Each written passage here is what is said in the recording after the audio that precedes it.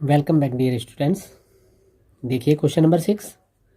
यदि कोण ए कोण बी न्यून कोण है जहां कॉस ए बराबर कॉस बी तो दिखाइए कि कोण ए कोण बी के बराबर है। तो सबसे पहले हम देख लेते हैं, एक समकोण त्रिभुज बना लेते हैं जिसमें ए और बी क्या है, न्यून कोण, और सी क्या लेट कर लेते हैं कि एक समकोण है। ठीक है, यानी 90 अंश का कोण है।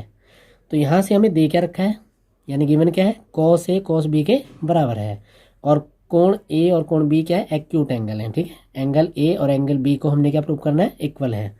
तो यहाँ से हमें दे रखा है cos A equal cos B. तो कॉस ए जो होता है वो क्या होता है, हमें यहाँ से पता है कॉस ए होता है आधार बटे कर्ण। क्या होता है, आधार बटे कर्ण। ये क्या होता है, कॉस ए यानी कॉस थीटा जो। ठीक है, अब यहाँ से अगर ए के लिए थीटा लेंगे तो यहाँ होगा और बी के लिए थीटा लेंगे तो यहाँ होगा। ठीक है, आधार जो है पहले देखते हैं कि ए के लिए लंब क्या होगा, ये, और आधार क्या होगा, ये, और बी के लिए लंब ये होगा सामने वाली भुजा और आधार होगा ये। तो यहाँ से देखते हैं कॉस ए के लिए आधार क्या होगा, ए सी। तो यहाँ लिखेंगे ए सी, और कर्ण क्या होगा, वो तो ए बी होगा क्योंकि 90 के सामने वाला कर्ण होता है। ठीक है, और कॉस बी जो होगा, बी की आधार भुजा क्या है, बी सी, और इसका भी कर्ण क्या होगा, ए बी। ठीक है, तो ए बी कैंसिल आउट, तो इधर क्या बचेगा, ए सी, और इधर क्या होगा, बी सी। यानी ये प्रूव हो चुका है कि ए सी और बी सी दोनों क्या है, बराबर हैं। तो किसी भी त्रिभुज में दो भुजाएं बराबर हों तो उनकी सम्मुख कोण भी क्या होते हैं, बराबर होते हैं। तो ए सी के सामने वाला कोण क्या है, बी, यानी ए सी भुजा के सामने वाला कोण क्या है, बी। तो कोण बी जो है वो बी सी भुजा के सामने वाला कोण क्या है, बी सी के सामने वाला कोण क्या है, ए के बराबर होगा। ठीक है, तो यहाँ लिख देना कि समान भुजाओं से बनने वाले कोण समान होते हैं। बनने वाले कोण क्या होते हैं, समान होते हैं। ठीक है, तो यहाँ से कोण ए कोण बी के बराबर आ गया, तो हम इसे ऐसे भी लिख सकते हैं, कोण ए बराबर कोण बी। तो हमारा 6 क्वेश्चन सॉल्व हो चुका है। ठीक है, तो आगे देखते हैं हम। अब देख लेते हैं हम क्वेश्चन नंबर 7। क्वेश्चन नंबर 7 में दे रखा है कॉट थीटा बराबर 7/8। तो फर्स्ट क्वेश्चन जो इसका सॉल्व करना है हमें, first part 1 plus sine theta into 1 minus sine theta, 1 plus cos theta into 1 minus cos theta, ये अपॉन में है। दूसरा पार्ट क्या दे रखा है, कॉट स्क्वायर थीटा। दोनों को हमें सॉल्व करना है। ठीक है, तो सबसे पहले हमें क्या करना होगा कि यहाँ से हमें कॉट थीटा दे रखा है, तो यहाँ से हम एक राइट एंगल ट्रायंगल ले लेते हैं। तो राइट एंगल ट्रायंगल के बारे में सभी कुछ अब जान चुके होंगे आप। तो देखिए ये है कोई राइट एंगल ट्रायंगल जिसे हम लेट कर लेते हैं ए बी एंड सी। ठीक है, तो यहाँ पर हम लेट कर लेते हैं क्या है, थीटा एंगल। ठीक है, तो कॉट थीटा होता क्या है हमारे पास, कॉट थीटा होता है आधार बटे लंब। क्या होता है, आधार बटे लंब। इसका मतलब आधार कितना हुआ थीटा की साइड से 7 और लंब कितना हुआ 8। हमें क्या फाइंड करना है, हाइपोटेनियस मतलब कर्ण। तो यहाँ से देख लेते हैं, यहाँ लिख लेते हैं त्रिभुज ए बी सी में क्या हो जाएगा, आधार ए बी बराबर कितना हो जाएगा 7 और लंब बी सी बराबर कितना हो जाएगा 8। और हमें कर्ण क्या करना है, फाइंड करना है। तो हमारे पास थ्योरम कौन सी है, पाइथागोरस प्रमेय, यानी थ्योरम पाइथागोरस प्रमेय से। तो क्या है पाइथागोरस प्रमेय,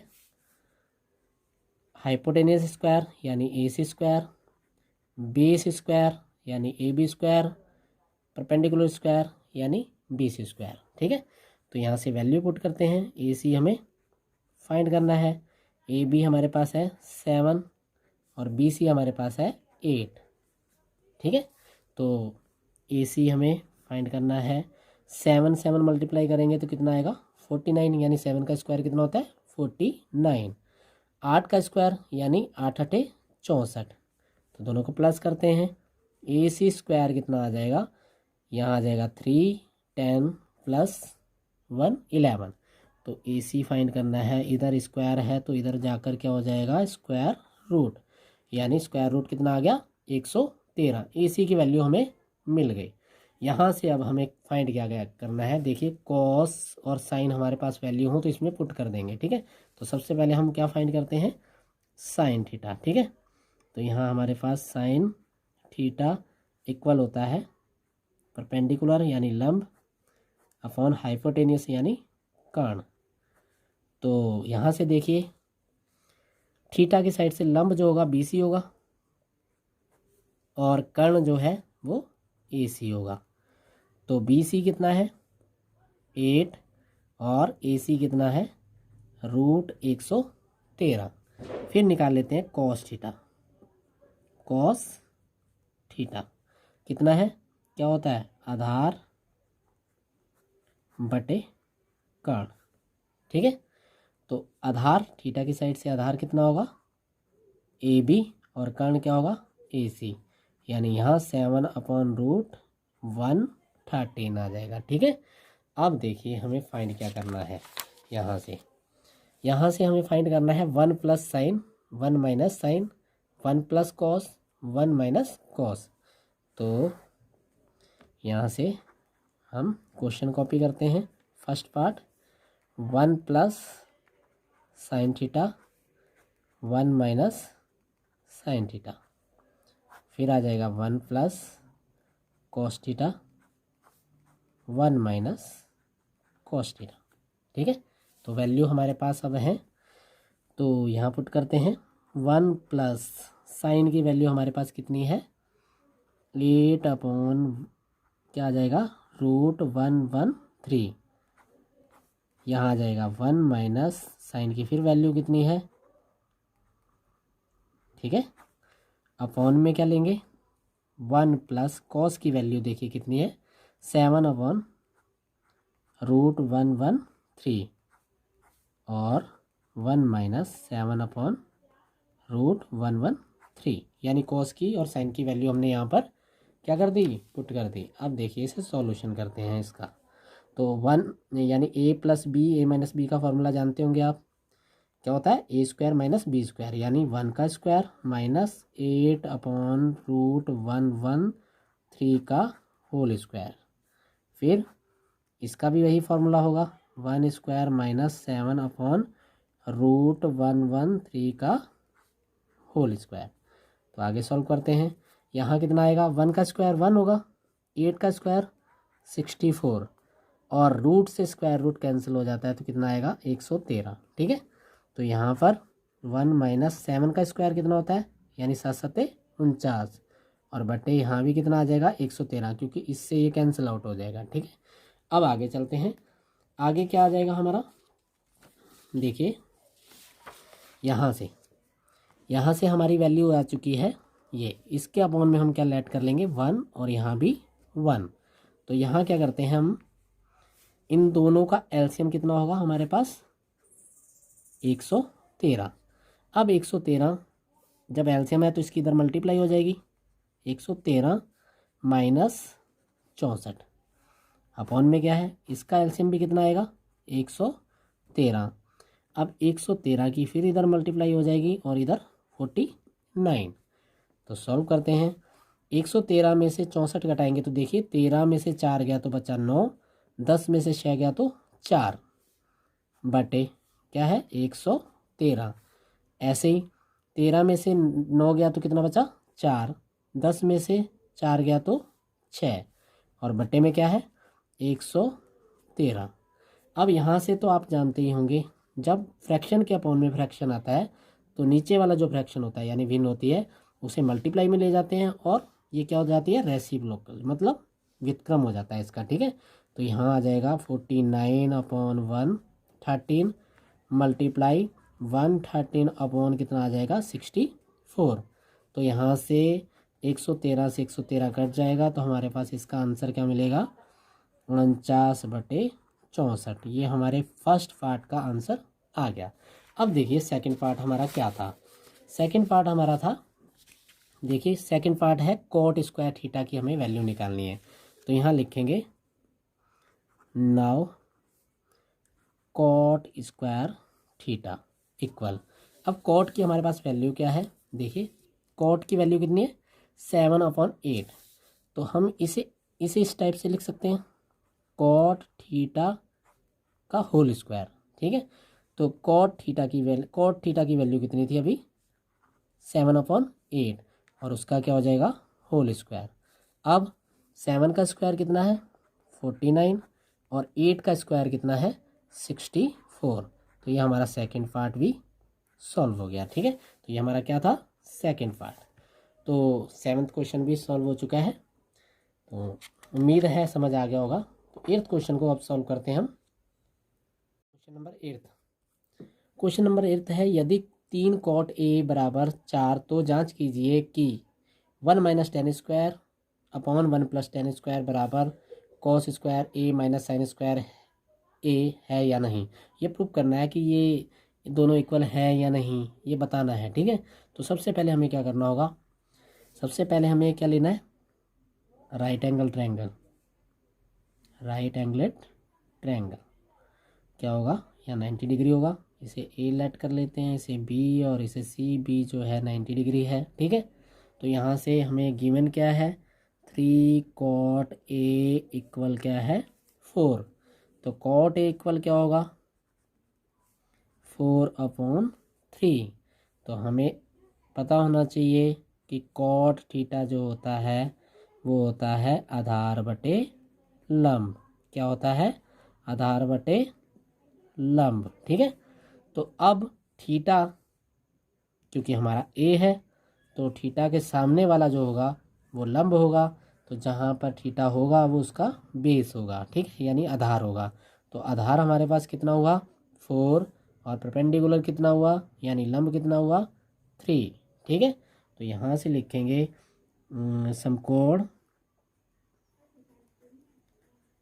त्रिभुज ए बी सी में आधार कितना हुआ, आधार हुआ ए बी बराबर 4। ठीक है, और लंब जो है वो कितना होगा बी सी बराबर 3, और हमें ए सी पहले फाइंड करना है। ठीक है, ए सी फाइंड करने के बाद ही ये सॉल्यूशन स्टार्ट करना है। ठीक है, क्योंकि हमें साइन और कॉस में ए सी चाहिए। ठीक है, तो सबसे पहले हम क्या करेंगे पाइथागोरस थ्योरम, पाइथागोरस प्रमेय से। तो पाइथागोरस प्रमेय सभी को अच्छे से याद होगी क्या है हाइपोटेनियस स्क्वायर यानी A C square, base square यानी A B square, perpendicular square यानी बी सी स्क्वायर। ठीक है, तो ए सी की वैल्यू हमें फाइंड करनी है, और ए बी की वैल्यू है 4 प्लस बी सी की वैल्यू है 3। ठीक है, यहाँ आ जाएगा ए सी स्क्वायर, 4 4 जा होता है 16, 3 3 जा होता है 9। तो ए सी स्क्वायर दोनों को प्लस करेंगे तो कितना होगा 25। ए सी इक्वल कितना हो जाएगा 25 का स्क्वायर रूट यानी वर्गमूल। ठीक है, तो अब 25 का वर्गमूल कितना होता है 5। ठीक है, कितना होता है 5। यहाँ से अब हमें क्या क्या चाहिए, देखिए सबसे पहले हमें चाहिए tan की वैल्यू, फिर चाहिए cos की वैल्यू, फिर चाहिए sin की वैल्यू। सबसे पहले इनकी वैल्यू हम फाइंड कर लेते हैं। तो यहाँ लिखते हैं हम tan की वैल्यू, तो tan a इक्वल कितना होगा, tan होता है परपेंडिकुलर अपॉन बेस, मतलब लंब बटे आधार। क्या होता है लंब बटे आधार, यानी बी सी बटे कितना होगा ए बी। बी सी की वैल्यू है 3 और ए बी की वैल्यू कितनी है 4। अब दूसरा हमें क्या निकालना है यहाँ से साइन ए। क्या निकालना है साइन ए क्या होता है, लंब बटे कर्ण। क्या होता है, लंब बटे कर्ण। लंब क्या है, क्योंकि ए की साइड से देख रहे हैं हम, तो लंब होगा बी सी। तो बी सी कितना है, हम यहाँ लिखेंगे पहले बी सी, और कर्ण है ए सी। तो बी सी हमारा है 3 और ए सी जो अभी हमने फाइंड किया है कितना है 5। अब लास्ट जो हमें फाइंड करना है इसमें कॉस, तो यहाँ लिखेंगे कॉस ए क्या होता है, आधार बटे कर्ण। क्या होता है बच्चों, आधार बटे कर्ण। ठीक है, तो आधार हमारा है यहाँ पर ए बी, कितना है ए बी, और कर्ण है ए सी। ए बी की वैल्यू थी हमारे पास 4 और ए सी की वैल्यू है हमारे पास 5। तो अब हम पहले जो फाइंड करना है वो हमारे पास होना चाहिए। ठीक है, तो फाइंड क्या करना है हमें, यहाँ से देखिए फाइंड करना है हमने दोनों की वैल्यू, इसकी और इसकी वैल्यू, और देखना है दोनों इक्वल है या नहीं। तो सबसे पहले हम क्या ले लेते हैं, यहाँ से पूरा क्वेश्चन एक बार कॉपी कर लेते हैं। तो हमारे पास पूरा क्वेश्चन जो हो जाएगा वो क्या है, 1 माइनस टेन स्क्वायर ए अपॉन 1 प्लस टेन स्क्वायर ए इक्वल कॉस स्क्वायर ए माइनस साइन स्क्वायर ए। तो यहाँ से एल एच एस ले लेते हैं हम पहले लेफ्ट हैंड साइड, इक्वल हमारे पास लेफ्ट हैंड साइड क्या होगी, 1 माइनस टेन स्क्वायर ए 1 प्लस टेन स्क्वायर ए। तो अब इसे सॉल्व करना शुरू करते हैं, वैल्यू रखते हैं। 10 की वैल्यू हमारे पास थी 3/4, तो 1 माइनस 3/4 का होल स्क्वायर, 1 माइनस, यहाँ पर माइनस था तो यहाँ नीचे कितना दे रखा है प्लस, 1 प्लस 3/4 का होल स्क्वायर। ठीक है, तो 1 माइनस 3 जा क्या होता है 9, यानी 3 तिया कितना होता है 9, और 4 चौक कितना होता है 16। ठीक है, तो बट्टे में कितना आ जाएगा 1 प्लस 3 तिया 9 और 4 चौक 16। तो अब यहाँ से हम दोनों फ्रैक्शन सॉल्व करेंगे साथ साथ। ठीक है, तो सबसे पहले इसके अपॉन में 1 लेट करते हैं, इसके अपॉन में भी 1 हम क्या करते हैं लेट कर लेते हैं। ठीक है, तो एलसीएम लेते हैं, कितना आएगा 16। तो यहाँ से आ जाएगा 16 माइनस 9, और इधर भी कितना आ जाएगा 16, 16 प्लस 9। ठीक है, तो यहाँ से अब देखिए हमारे पास फ्रैक्शन मिल चुके हैं। ठीक है, तो इन्हें क्या करेंगे, जब फ्रैक्शन के अपॉन में फ्रैक्शन आता है तो मल्टीप्लाई में जाता है, लेकिन यहाँ से थोड़ा सा इसे सॉल्व कर लेना है और आगे। ठीक है, तो यहाँ करते हैं हम, देखिए यहाँ कर लेते हैं 16 माइनस 9 कितना होगा 7, अपॉन में कितना आ जाएगा 16, फिर 16 प्लस 9 कितना होगा 25, अपॉन में कितना आ जाएगा 16। ठीक है, तो फ्रैक्शन अपॉन फ्रैक्शन मल्टीप्लाई में जाएगा, रिवर्स यानी रेसिप्रोकल हो जाएगा, कितना हो जाएगा व्युत्क्रम। ठीक है, 16 बटे कितना 25, तो यहाँ आ जाएगा 7/16 मल्टीप्लाई 16/25, यानी यहाँ से भिन्न पलट जाती है। ठीक है, तो 16 से 16 कैंसिल, तो यहाँ आ जाएगा 7/25। ये हमारी किसकी वैल्यू आ चुकी है 1 माइनस टेन स्क्वायर ए और 1 प्लस टेन स्क्वायर ए की वैल्यू। अब हम निकालते हैं किसकी वैल्यू, कॉस स्क्वायर ए माइनस साइन स्क्वायर ए की। किसकी निकालते हैं, राइट हैंड साइड की वैल्यू। ठीक है, राइट हैंड साइड क्या है हमारा कॉस स्क्वायर ए माइनस साइन स्क्वायर ए। ठीक है, तो हमारे पास कॉस की वैल्यू देखिए यहाँ पर दे रखी है, हमारे पास कॉस की वैल्यू कितनी है, कॉस की है साइन की है 3/5 और इसकी है 4/5।